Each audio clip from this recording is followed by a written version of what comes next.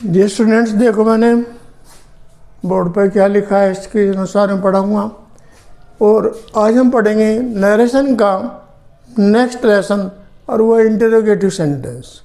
Interrogative sentence assertive या imperative हो या जो इनसे भी ऑप्टेटिव वगैरह, जो उनसे भी सेंटेंस जब डायरेक्ट से इनडायरेक्ट बनाते हैं उनमें हमें 5 चीज़ों के बदलने की आवश्यकता होती है, यानी 5 बातें बदलती हैं। लेकिन पहले हमें पहचानना होता है कि डायरेक्ट से इनडायरेक्ट जब बना रहे हैं असर्टिव सेंटेंस की क्या पहचान है कि सब्जेक्ट सबसे पहला आएगा।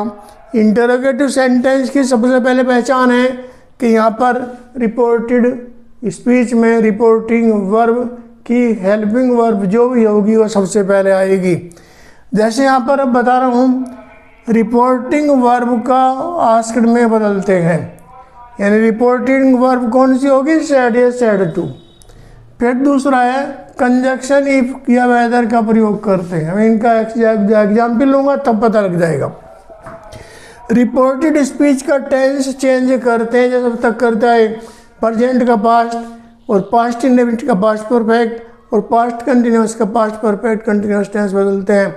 लेकिन जिस रिपोर्टेड वर्ब में हेड का प्रयोग आते हैं उसका रिपोर्टेड वर्ब का टेंस नहीं बदलता। नज़दीकता वाले शब्द जैसे दिस का डेट, दिस का दोज, हियर के देयर, ये सब चेंज करते हैं।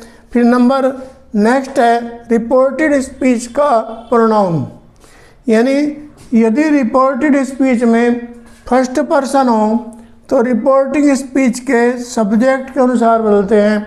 यदि रिपोर्टेड स्पीच में सेकंड पर्सन हो तो रिपोर्टिंग स्पीच के ऑब्जेक्ट के अनुसार बदलते हैं। यदि रिपोर्टेड स्पीच में थर्ड पर्सन हो तो रिपोर्टिंग स्पीच के में कोई चेंज नहीं करते। यानी जब ही सी दे अगर ये हैं, या हिज या हिम या हिमसेल्फ या देमसेल्फ, ये सब थर्ड पर्सन होते हैं, बदलते नहीं हैं। तो अब इसमें आगे देखें हम इनका एग्जाम्पल। राजू सेड टू मी, अब ये रिपोर्टिंग स्पीच है, क्योंकि रिपोर्टिंग स्पीच कौन सी होती है, जिसमें कहने वाला होता है। कहने वाला कौन है यहाँ पर, राजू। अब ये इन्वर्टेड कॉमाज में सेंटेंस है, is he teaching you in your class this time. यहाँ पर देख रहे हेल्पिंग वर्ब इज सबसे पहला ही है, इसलिए सेंटेंस इंटरोगेटिव सेंटेंस है। क्योंकि जब हम डायरेक्ट से इनडायरेक्ट बनाएंगे या इनडायरेक्ट से डायरेक्ट बनाएंगे तो पहले हम ये देखेंगे सेंटेंस कौन सा है। यहाँ पर रिपोर्टेड स्पीच कोमा के अंदर है, तो ऐसे में पहचान करते हैं कि यदि हेल्पिंग वर्ब सबसे पहले आई है तो वो इंटरोगेटिव सेंटेंस होगा। जैसे यहाँ पर इज सबसे पहले है, सेंटेंस क्या है, is he teaching you in your class this time. अब इसका हम डायरेक्ट से इनडायरेक्ट बनाएंगे। जो सेड टू है रिपोर्टिंग वर्ब है, इसका आस्क्ड बनाएंगे। अभी तक क्या कर रहे थे हम, असर्टिव सेंटेंस में सेड का टोल्ड बना रहे थे, सेड टू का टोल्ड बना रहे थे, सेड का सेड ही रख रहे थे। लेकिन यहाँ पर देखो तो राजू आस्क्ड में, अब ये रिपोर्टिंग स्पीच है, ये रिपोर्टेड स्पीच है, दोनों के कम हटेंगे तो कंजक्शन का प्रयोग करेंगे। जैसे असर्टिव सेंटेंस में हमने दैट का प्रयोग किया था, यहाँ पर इफ़ का प्रयोग करेंगे, या वेदर लगा देते, आपकी इच्छा कोई सा भी लगाएं। तो इसके नेक्स्ट है इज ही।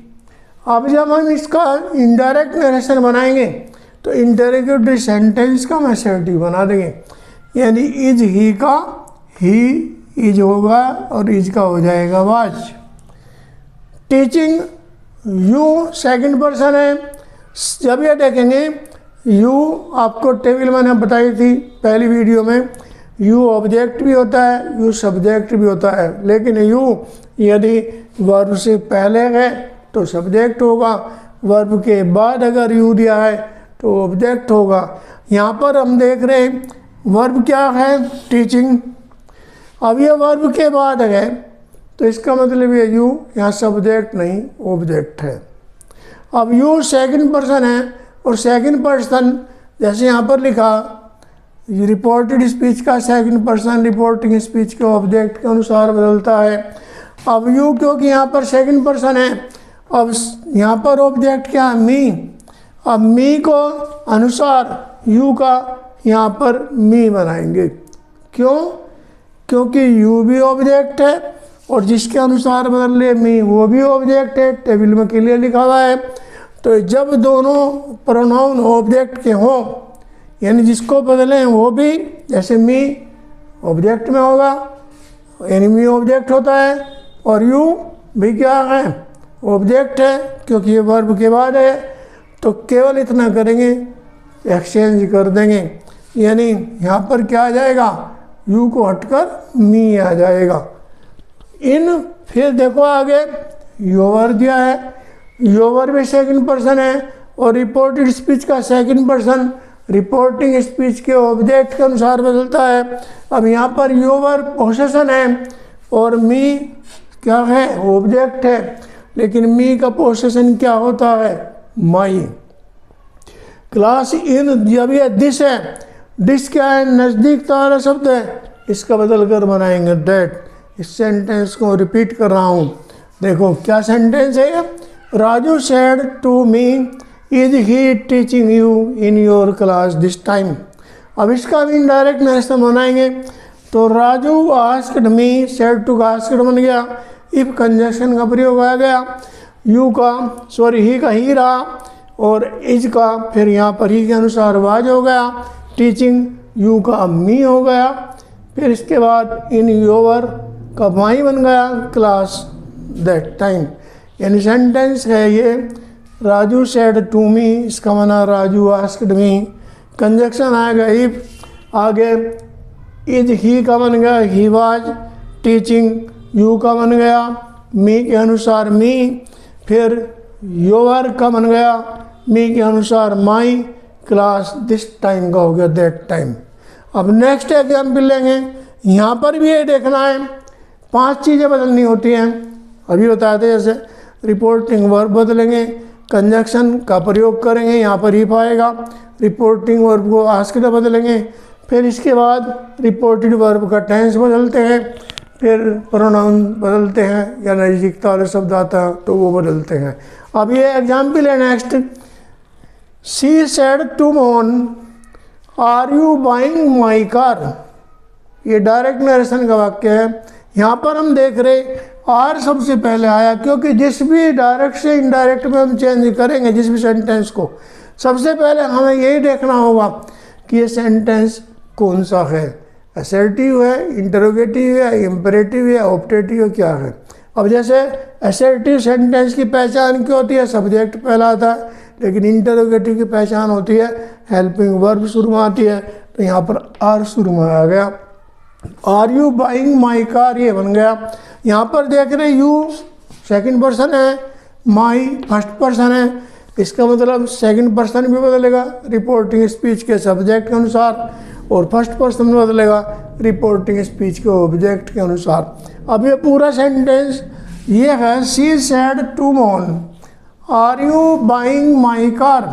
अब इसका चेंज करा तो she asked Mohan, said to का आस्क्ड हो गया, कंजक्शन इफ आ गया, यू यहाँ पर सेकंड पर्सन है और सेकंड पर्सन बदलता है रिपोर्टिंग स्पीच के ऑब्जेक्ट के अनुसार, ऑब्जेक्ट है मोहन, और क्योंकि यू यहाँ पर क्या है? सब्जेक्ट है, क्योंकि ये वर्ब से पहले आया है, बाइंग से पहले आया है, तो इसलिए यू का सब्जेक्ट बन गया ही, किसके अनुसार? मोहन के अनुसार। तो यहाँ पर आ गया ही, आर का बन गया आवाज, बाइंग, फिर यहाँ पर देखो माई फर्स्ट पर्सन है, पोसेशन है, तो फर्स्ट पर्सन बदलता है रिपोर्टिंग स्पीच के सब्जेक्ट के अनुसार, सब्जेक्ट है यहाँ पर सी, तो सी का पोसेशन बना हर, यानी माई का बन गया हर। सेंटेंस दोबारा सुने, she said to Mohan are you buying my car, इसका बना she asked Mohan if he was buying her car. Next example और है, देखो, the boy said to a woman, ये तो रिपोर्टिंग स्पीच है, फिर are you agree to help me, ये रिपोर्टेड स्पीच है। अब इसका हम चेंज करेंगे तो